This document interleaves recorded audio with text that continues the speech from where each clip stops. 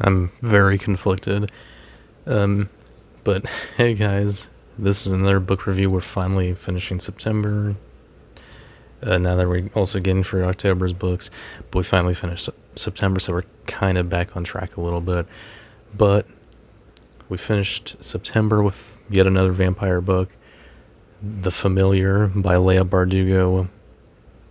Yet again, Leia Bardugo, a writer I'd say is one of my favorites, mostly because of the Six of Crows duology. And yet again, I have to be conflicted, which I really didn't want to be, but here we are.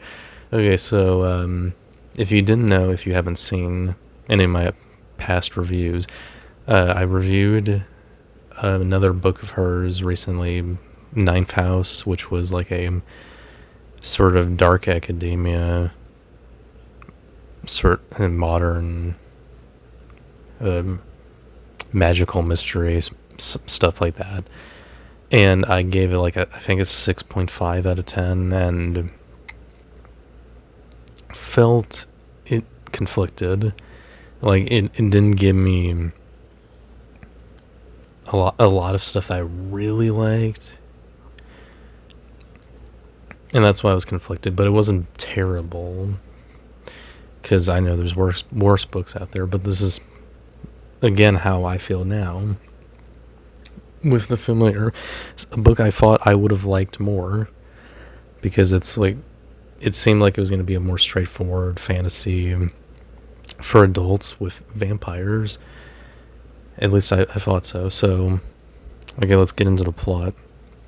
This book is set in Spain during the era of the Spanish Inquisition, I think. Don't think there's a specific year mentioned, but for anyone really into history, you'll know, because the Spanish Inquisition played a big role into the story. So we follow a young woman named Lucia, who is basically a maid for this kind of middle class household in Spain, and she's not treated well. And it turns out she's got magical abilities passed on from her people, because apparently she's got a Jewish ancestry, which she has to hide because of historical context, I suppose, because religion plays a big role in the story. And apparently in this world, I say this world because this is obviously still a very fictionalized, fantastical version of Inquisition era Spain. So the only people allowed to have magic are essentially Christians. So that's kind of the idea. And Lucia kind of has to conform, especially after exposing herself and her powers, yada yada yada. And then she meets this this lord who wants to, like, I guess, make her his servant or whatever. And then she meets and falls in love with this dude's other servant, this longtime servant named Santangel, who I guess turns out to be a vampire. It's really understated, to be honest, because throughout the book I kept forgetting that this dude's a vampire. It barely plays into the plot, other than the aspect of him being now immortal because of some shit he did when he was young. And this also turns into like a romance, which is just kind of like, okay, but it doesn't feel great, especially because it seems like this dude was described as like kind of old and decrepit. At least that's what I was thinking. So it feels weird that this. I'm pretty sure this girl is like in her 20s and she's getting with this immortal dude. Now, obviously, that shit's already confusing and complex. Vampire human romance, but it's kind of weird here. It's kind of weird.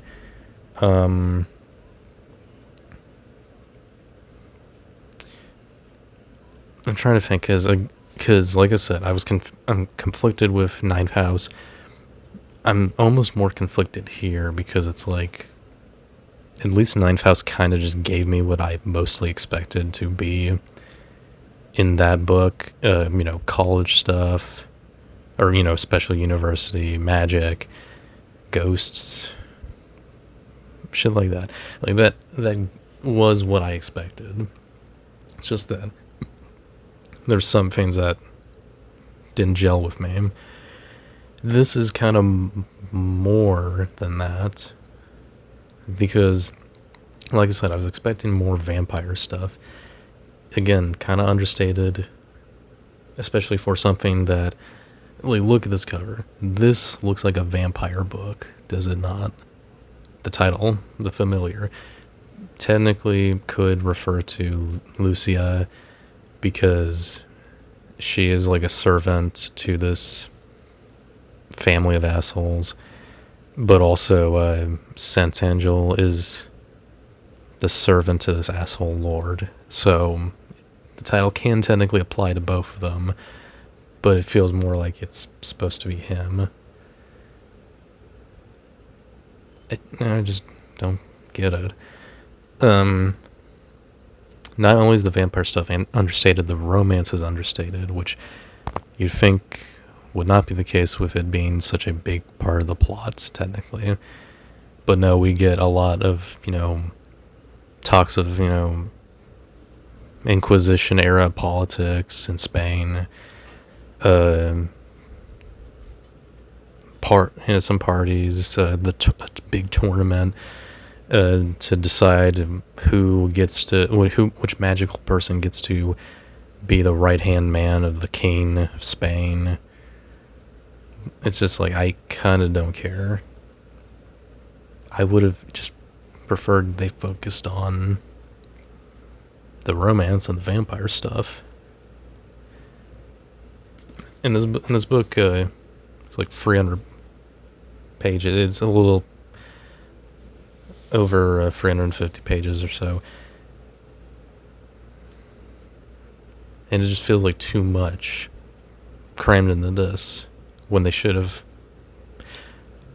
I mean Leia should have focused on the bare essentials.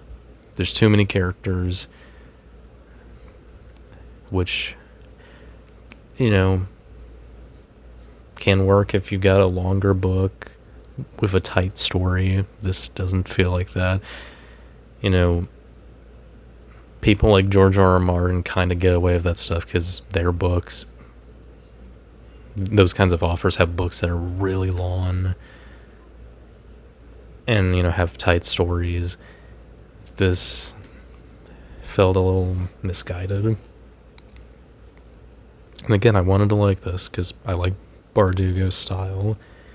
The writing is fine. It's well written enough. It just feels like a lot. It feels too much for, what this is. So I don't hate it, but I don't fully like it either. When I finished it, I kind of felt nothing. At least with the ending of Ninth House, I felt like, okay, interesting. Would have preferred a more semi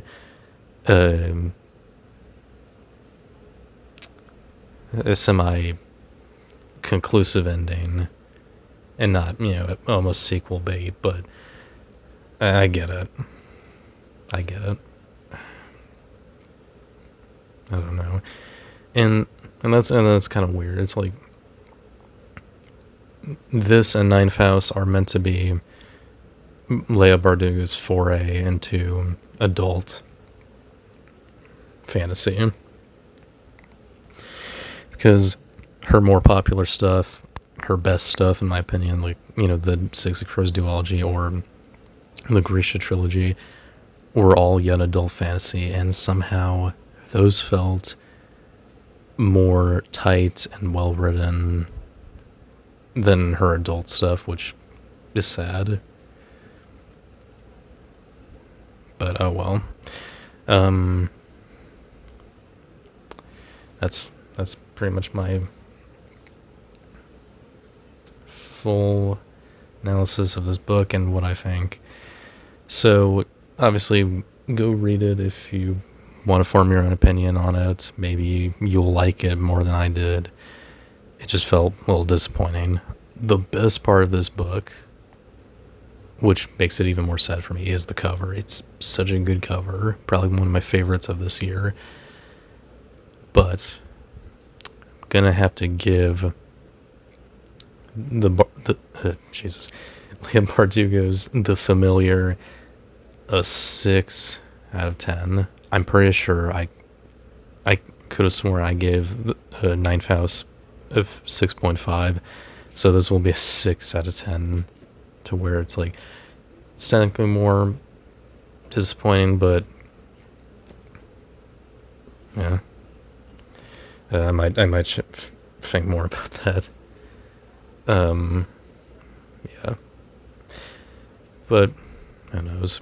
I'm like, I still want to like read more stuff from her, because I don't want to put her off forever just because of this and Ninth House.